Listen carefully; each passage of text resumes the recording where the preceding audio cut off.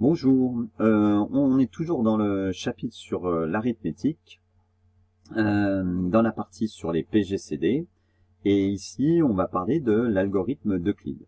Donc si tu ne sais pas ce que c'est qu'un PGCD, si tu n'as pas vu les premières propriétés concernant le PGCD, il faut aller les voir parce que on va en parler, on va les utiliser. Alors, en fait, l'algorithme d'Euclide, il va nous servir à déterminer le PGCD de deux nombres entiers positifs, A et B. Voilà. Première chose, si B divise A, et bien à ce moment-là, il n'y a pas de difficulté. Ça veut dire que le PGCD de A et B, c'est B. D'accord? Là, c'est terminé. Le problème, l'algorithme va vraiment démarrer si B ne divise pas A, comme c'est souvent le cas. Et bien à ce moment-là, la recherche du PGCD, on va l'effectuer à l'aide de l'algorithme qui suit. Donc on va définir par récurrence, attention à ne pas confondre avec démonstration par récurrence. On définit par récurrence, c'est-à-dire quelque chose qui se répète. La suite des entiers R0, R1, Rn. Qu'est-ce que c'est ces entiers? Ça va être une succession de restes dans la division euclidienne, dans certaines divisions euclidiennes. Voilà. Donc on définit des nombres R0, R1, Rn. Et ces nombres-là, on va voir comment on les définit. D'abord, le premier de ces nombres, c'est R0. Eh bien, c'est le reste de la division euclidienne de A par B. On sait ce que c'est que la division euclidienne de A par B. C'est A, il faut écrire la division euclidienne déjà, de A par B, c'est A égale B fois Q, un nombre. Là, on va l'appeler Q0, parce que c'est la première étape de notre division euclidienne. C'est le rang 0 de notre division euclidienne. Donc, on l'appelle Q0 pour dire que c'est le quotient qui correspond au reste, au premier des restes, c'est-à-dire R0. Avec évidemment le reste R0, puisqu'on a dit qu'on travaillait sur des entiers positifs, là, R0 qui est compris entre 0 et B. Mais R0 peut être égal à 0. Mais si R0 est égal à 0, ça signifie que B divise A, et à ce moment-là, on était à la première étape. Et à ce moment-là, c'est terminé, on a trouvé le PGCD de A et B. A priori, R0 est différent de 0. Si R0 est égal à 0, on aurait terminé. Si R0 est différent de 0, et bien cette fois, on va recommencer la division euclidienne, mais cette fois, de B, non plus de A par B, mais un cran au-dessus, de B par R0, par le reste. Donc je divise B par R0. Je vais obtenir un nouveau quotient, que j'appelle Q1, d'accord? Et je vais obtenir un nouveau reste, R1. Cette fois, ce reste, nécessairement, il est compris entre 0 et R0, puisque je divise par le dividende, c'est R0. D'accord? Donc je divise B par R0, donc le reste, il est nécessairement entre 0 inclus et R0 exclu. Si R1, c'est 0, c'est terminé, ça veut dire que, ça veut dire quoi? Ça veut dire que R0 divise B, ok? Et donc, ça signifie que le PGCD de AB, c'est égal au PGCD de B et R0, et donc c'est égal à R0. Donc le PGCD, ça sera R0. Et j'ai terminé. D'accord? Si maintenant, on est, en fait, dans cette situation-là, on se replace dans la situation précédente, avec R0 égal à 0. C'est ce que j'avais expliqué juste précédemment. Bon, si jamais ce R1 là n'est pas égal à 0, eh bien à ce moment-là, on va refaire la division euclidienne, d'accord? C'est pour ça que ça s'appelle un algorithme, c'est que on refait à chaque fois, il y a une structure qu'il faut suivre, qui va nous permettre d'arriver à une fin, et la fin, c'est quoi? C'est quand un des restes va être égal à 0, parce que à force de diviser des entiers, eh bien, il y a un moment donné où on va avoir un reste nul. Mais on refait toujours la même chose, c'est-à-dire que je refais maintenant la division euclidienne de quoi par quoi? Cette fois non plus de B par R0, mais c'est R0 qui prend la place de B, et je vais faire la division euclidienne de R0 par R1. Et donc, j'écris la division euclidienne, R0 égale R1 fois Q2 plus R2, avec le reste R2, bah, il est compris entre quoi et quoi? Il est compris entre 0 et R1. Si R2 est nul, eh bien, ça signifie que le PGCD de R0 et R1, ça sera R1, d'accord? Qui est égal au PGCD de, on a vu précédemment, de B et de R0, qui est égal au PGCD de A et de B. Donc le PGCD de A et de B, ça sera R1, le dernier reste non nul. Si maintenant R2 est non nul, bah, je vais pas le refaire hein, parce que sinon je vais jamais m'arrêter. Eh bien on refait exactement la même chose. Si après R3 est non nul, je refais la même chose, etc. etc. Et il y a un moment donné où je vais arriver à n-1.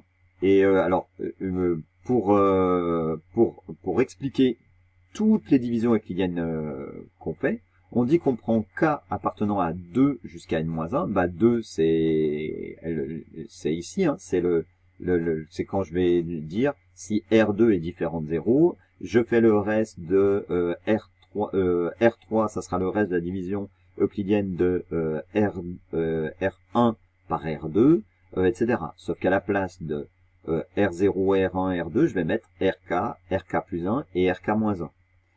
Donc là, je vais dire si RK est différent de 0, eh bien RK plus 1, ça va être le reste de la division euclidienne de RK moins 1 par RK. Et cette division euclidienne, comment elle s'écrit? Bah, c'est RK moins 1 égale RK fois RK plus 1 fois QK plus 1, d'accord? Avec RK plus 1 plus RK plus 1. Avec RK plus 1, c'est quoi? C'est le reste. Donc il est compris entre le dividende RK et 0. J'obtiens quoi? Eh bien, j'obtiens une suite d'entiers positifs qui va être nul à partir d'un certain rang, parce qu'il y a un moment donné, on va arriver à RK-1 qui est égal à RK fois 1 plus reste 0. Hein. Et donc, le PGCD, ça sera pas le dernier reste, ça sera le dernier reste non nul, c'est-à-dire celui d'avant, comme je l'ai expliqué sur tout le début de l'algorithme. Voilà. Détaillons et démontrons un petit peu cet algorithme, et montrons surtout que on arrive bien à un reste nul. Alors, comme les diviseurs de A et B sont égaux aux diviseurs de B et de R0. On l'a démontré précédemment. Et si R0 est différent de 0, puisqu'on est dans cette situation, eh bien à ce moment-là, on cherche le PGCD de B et de R0, d'accord, en effectuant la division euclidienne qui va être B égale R0 Q1 plus R1 avec 0 inférieur ou égal à R1 strictement inférieur à R0. Voilà. Bon, c'est ce que j'ai si expliqué précédemment. On recommence. Cette fois, comme les diviseurs de B et de R0 sont égaux. Alors attention, là c'est un D. L'ensemble des diviseurs positifs de B et de R0 sont égaux, cet ensemble est égal à l'ensemble des diviseurs positifs de R0 et de R1. Et si R1 est différent de 0, on cherche le PGCD de R0 et R1. C'est le plus grand élément des diviseurs de R0 et de R1. Donc c'est aussi le plus grand élément des diviseurs de B et de R0. Et comment on le cherche, ce PGCD? En effectuant la division euclidienne, qui est quoi? Qui est cette fois R0 égale R1 fois un quotient qui va s'appeler Q2 plus R2 avec avec, en fait, R2 qui est compris entre 0 et R1. Ainsi de suite. D'accord? Ainsi de suite, jusqu'à, je vais me placer à Rn-2, Rn-1. Donc, à un moment donné, je vais avoir les diviseurs de Rn-2 et de Rn-1. L'ensemble des diviseurs communs à Rn-2 et Rn-1 va être égal à l'ensemble des diviseurs de Rn-1 Rn. D'accord? On cherche le PGCD de Rn-1 Rn en effectuant la division euclidienne. La division euclidienne qui est quoi? Qui est Rn-1 égale Rn fois Qn plus 1 plus Rn plus 1. Et le reste Rn plus 1, il est compris entre 0 et le reste précédent Rn. Ces restes, en fait, ils diminuent sans arrêt. D'accord? Puisqu'à chaque fois, je redivise, donc il me reste un reste qui est plus petit que le précédent, nécessairement. Donc après un certain nombre d'itérations, par récurrence, c'est-à-dire par récurrence, ça veut dire en recommençant le même procédé. Les RK, ils forment une suite d'entiers qui sont, ces entiers sont positifs, ma suite, elle est quoi? Elle est décroissante. Alors peut-être que j'ai mal écrit mes mots dans... alors, forme une suite décroissante d'entiers positifs, ça serait mieux. Hein. Voilà. Une suite décroissante d'entiers positifs. Une suite décroissante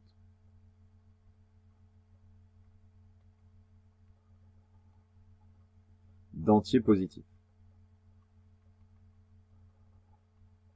Voilà, ça va mieux comme ça, hein, dans ce sens.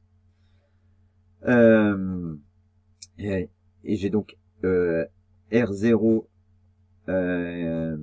qui est non, je me suis trompé de sens là. R0 qui est plus grand que R1, qui est plus grand que R2, qui est plus grand que R3, etc., qui est plus grand que Rn, et le procédé va aboutir à un reste nul. Pourquoi? Parce que j'ai une suite qui est décroissante d'entiers qui sont tous supérieurs ou égaux à 0. Donc une suite décroissante d'entiers positifs qui est supérieure ou égale à 0, nécessairement, il y a un moment donné, il y a un terme qui va être égal à 0. Hein, elle va converger vers 0, et même le dernier terme va être égal à 0. Si je regarde, si je l'écris autrement, pour le réexpliquer autrement, on arrive à l'ensemble des diviseurs de AB. C'est l'ensemble des diviseurs de B et de R0, c'est l'ensemble des diviseurs de R0 et de R1, c'est l'ensemble des diviseurs de R1 et de R2, de R2 et de R3, etc., de Rn-1 et de Rn-1, de Rn-2 et de Rn-1, de Rn-1 et de Rn, et puis jusqu'à ce dernier reste nul de Rn et de 0. Et l'ensemble des diviseurs communs à Rn et 0, c'est l'ensemble des diviseurs de Rn. Donc le PGCD, ça va être quoi? Ça va être le plus grand élément de l'ensemble des diviseurs positifs de Rn. En fait, le plus grand élément des diviseurs positifs de Rn, c'est Rn lui-même, hein, puisque c'est un entier positif. Voilà. Donc c'est le dernier reste non nul. L'ensemble de tout ce procédé là qu'on vient de détailler, c'est ça qui s'appelle l'algorithme d'Euclide. Alors, peut-être que vous l'avez déjà fait avant. Hein. On va le faire en exemple ici. Alors, on veut le PGCD avec l'algorithme d'Euclide de 345 et de 195. On commence par écrire la division euclidienne de 345 et de 195. Alors déjà, est-ce que 195 divise par 345? Non. Voilà, clairement. 345. Je vais pas pouvoir mettre 2 fois 2 fois 195, donc c'est 195 fois 1 plus 2, non, 150. Voilà. Et j'ai bien 150 qui est supérieur ou égal à 0 et qui est inférieur strictement à 195. Puis je recommence le procédé. 195, la division euclidienne, cette fois de 195, qui est B, avec le reste R0. Hein, ça, c'est mon reste R0. Et ça, c'est B. C'est 150 fois 1 plus 45. Et là, j'ai mon reste R1.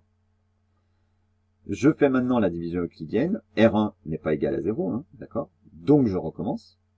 150, donc je fais R0, la division euclidienne de R0 par R1, divisé par 45. Alors, ça va faire 45, il y va 3 fois. 3 fois 45, ça va faire 135. 135 plus 15. Ça va être mon reste R2. R2, il est différent de 0. Donc, je continue le procédé. C'est ce qu'on appelle la récurrence. 45, c'est égal à, donc la division euclidienne de cette fois R1 par R2, c'est 15 fois 3 plus 0. Ok. Là, c'est mon reste R3 qui est égal à 0.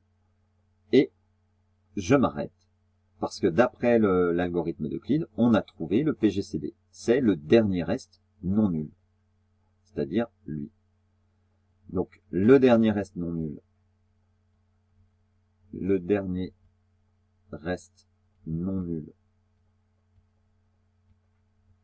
est 15. Donc, PGCD de 345 et de 195 est égal à 15. Voilà.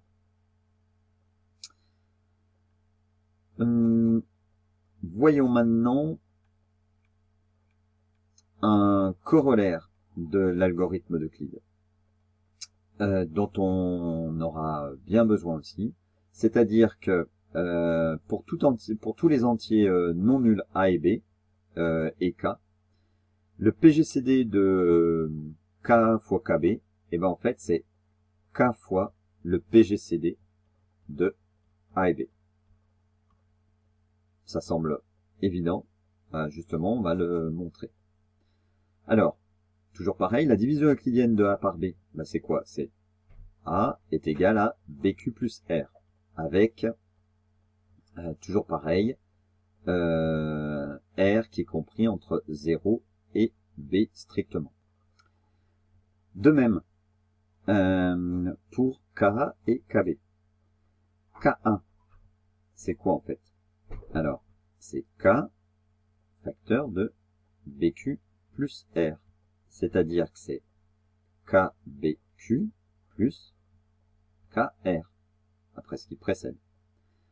Ça signifie que le PGCD de KA et de KB, d'après cette écriture-ci, c'est quoi? C'est le PGCD de KB et puis de KR0, d'accord? C'est-à-dire c'est le PGCD de d'après cette relation et en appliquant l'algorithme d'Euclide, hein. PGCD de KR0 et de KR1, c'est égal, etc. Et en utilisant encore l'algorithme d'Euclide, c'est le PGCD de KRN et de 0. Donc, ça va être égal à quoi? À KRN. Avec R0, Rn, c'est les restes successifs dans la division euclidienne de A par B. Toujours en utilisant l'algorithme d'Euclide. Donc, le PGCD de KB, c'est bien K fois le PGCD de AB, puisque Rn, c'est le PGCD de A et de B. Voilà. Un exemple d'utilisation. Bon, ah ouais, tous ces petits trucs là, je vais régler ça. Un exemple d'utilisation, ben, le PGCD de 420 et 540. Alors, 420 en fait, c'est quoi? On peut dire que c'est 2 fois 10 fois 21 par exemple. On pourrait continuer, hein. Mais en fait on s'aperçoit que là c'est 2 fois 10 fois 27. Hein, 54 fois 10, 42 fois 10, et là 42 c'est 2 fois 10 fois 21, et là 2 fois 10 fois 27. On peut même rajouter, ça serait 2 fois 3 fois 10 fois 7. Et puis ici, ouais, non, on va laisser comme ça. On va laisser comme ça. Ça revient du coup à chercher le PGCD de 21. Ouais, si je fais tout d'un coup, de 21 et 27. Or, voilà, c'est pour montrer en fait hein, que donc ici c'est, pardon, c'est ça, 2 fois 10 fois 21. On va le laisser, on va tout laisser comme j'avais dit. Parce que c'est pour montrer justement l'utilisation de la propriété précédente, hein, pour avec des nombres simples. Donc ça revient à chercher le PGCD de 21 et 27. Or, le PGCD de 21 et 27, c'est 3. Donc je peux dire que le PGCD de 420 et de 540, et ben en fait, c'est quoi? C'est 2 fois 10 fois le PGCD de 21 et de 27. Donc finalement, ça fait 2 fois 10 fois 3, c'est-à-dire 60. 60, c'est le PGCD de 420 et 540. Voilà comment on le trouve. Alors là, j'aurais pu même aller un cran, c'est ce que j'aurais pu aller un cran plus loin. J'aurais pu dire que c'était 60 fois 7. Et puis là, j'aurais pu dire que c'était 60 fois 9. Voilà. Et ici, si j'avais été plus loin, hein, j'aurais pu dire qu'à ce moment-là, le PGCD de 420 et 540, c'était le PGCD de 60 fois 7 et de 60 fois 9. Donc finalement, c'était égal au PGCD de... c'est égal à 60 fois le PGCD de 7 et de 9.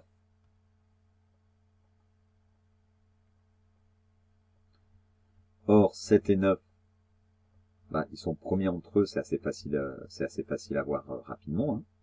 Hein. Ils ont que 1 comme diviseur commun, donc c'est le plus grand. Donc finalement, ça fait 60 fois le PGCD de 7 et de 9, qui est 1. Donc c'est égal à 60. Voilà. Alors quoi, à quoi ça sert? Bah, entre autres à d'autres choses hein, après, mais dans l'immédiat, à transformer à se dire si une fraction elle est irréductible ou pas. C'est-à-dire que si le PGCD de A et B c'est 1, et ben ça signifie que la fraction A sur B est irréductible. Bah, ça me sert à justement simplifier des fractions. Si par exemple j'ai 45 sur 75, on cherche le PGCD de 45 et 75. C'est quoi? C'est 15. Donc là, ça fait 15 fois 3 et 15 fois 5. Donc finalement, ça fait 3 cinquièmes. On peut aussi faire mettre deux fractions au même dénominateur. Voilà, donc j'ai transformé les deux fractions. Et qu'est-ce que... eh bien, le PGCD de... Pardon, hop. Le PGCD de 45 et 75, c'est 15. Donc on a 15 fois 3 et 15 fois 5. Donc finalement, le dénominateur commun, ça va être 15 fois 3 fois 5. Voilà. Et ça nous évite de faire 45 fois 75. En fait, c'est ce que vous faites habituellement, mais sans forcément le savoir. Voilà. Bon, le gros morceau ici, c'était l'algorithme d'Euclide, dont on n'en a pas fini avec son utilisation, et on va voir d'autres propriétés pour ensuite introduire l'identité de Bézout et le théorème de Gauss. Allez, à bientôt, bon courage.